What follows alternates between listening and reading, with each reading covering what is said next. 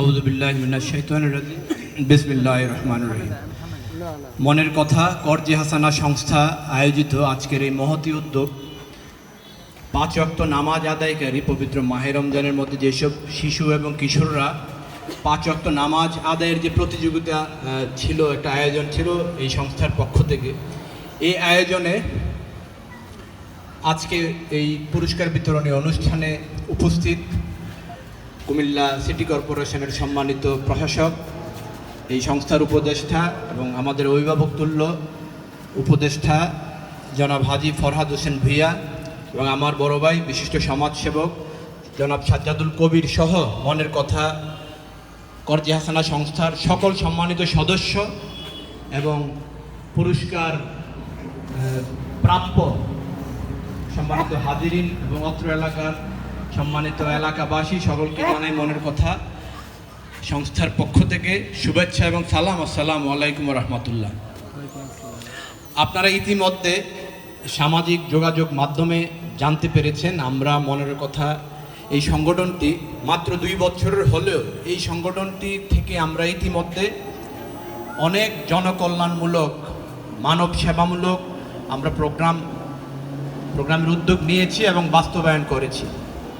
ইতিমধ্যে আমার পূর্ববর্তী বক্তা অলরেডি বলেছেন যে আমরা শীতকালে শীতার্তদের মাঝে শীতবস্ত্র বিতরণ, পবিত্র ঈদ উল ফিতরে বিগত কিছুদিন আগেই আমরা ঈদ উপহার বিতরণ সহ আপৎকালীন যত প্রোগ্রাম রয়েছে, বন্যার সময় বন্যা কবলিত মানুষের মাঝে ত্রাণ সহ আপৎকালীন সকল মুহূর্তে আমরা এই সংস্থা থেকে আমরা বিভিন্ন প্রোগ্রামের উদ্যোগ নিয়ে থাকি এবং এই 2 বছরে আমরা আলহামদুলিল্লাহ অনেকগুলো প্রোগ্রাম বাস্তবায়ন করেছি।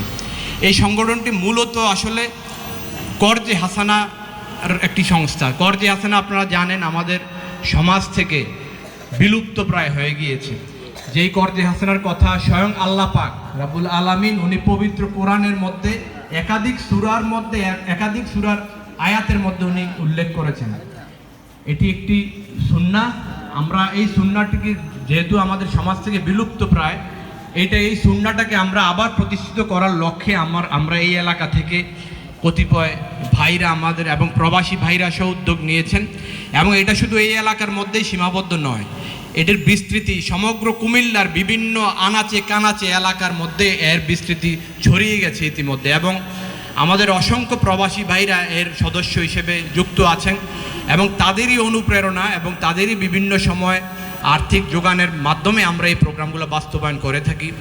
আমাদের এই সংস্থার যিনি সভাপতি হিসেবে আমরা যাকে নিযুক্ত করেছি উনিও একজন প্রবাসী, উনি এই এলাকারই সন্তান জনাব মোহাম্মদ জুয়েল।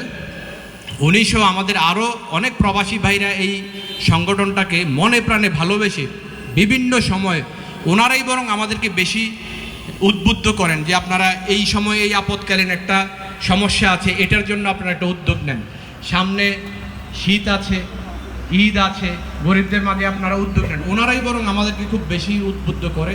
সেই অনুপ্রেরণা থেকে আমরা এই আয়োজনগুলো করতে সক্ষম হয়েছি। আপনারা দেখেন ইতিমধ্যেই এটা অত্যন্ত অনুপ্রেরণামূলক একটা অনুষ্ঠান।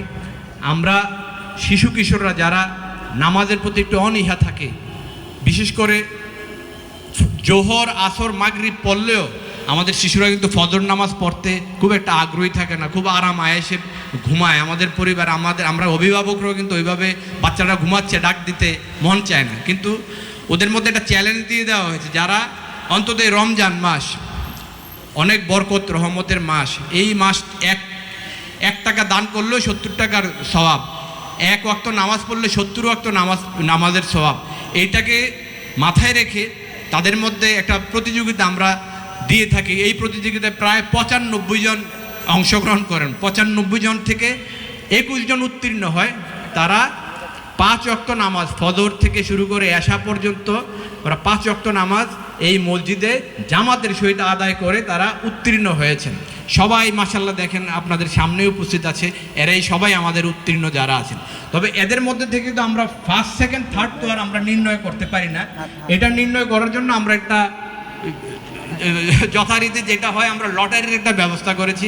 আমাদের সম্মানিত অতিথিগণের উপস্থিতিতে আমরা এই লটারির মাধ্যমে ফার্স্ট সেকেন্ড থার্ড নির্ণয় করে এভাবে ধাপে ধাপে 21 জনের জন্যই আমরা পুরস্কারের আয়োজন করেছি। আমি আর বেশি কথা বলছি না, আপনাদের সকলের কাছে আমি দোয়া চাই এই সংগঠনটি যেন আরও উত্তরোত্তর সফলতা কামনা বৃদ্ধি সফলতার সাথে সামনের দিকে এগিয়ে যেতে পারে। এটা টোটালি একটা অরাজনৈতিক সংগঠন। এখানে আমরা যারা আছি, আমরা কেউ ব্যবসায়ী, কেউ চাকরিজীবী, কেউ রাজনীতিবিদ, কেউ অমুক দলের, কেউ অমুক দলের, এখানে আমরা সবাই দল মত নির্বিশেষে এখানে আছি। এই ধারাবাহিকতা যেন আমরা বজায় রেখে এই সংগঠনটিকে সামনের দিকে এগিয়ে নিয়ে যেতে পারি। সকলকে ধন্যবাদ। আসসালামু আলাইকুম রহমতুল্লাহ।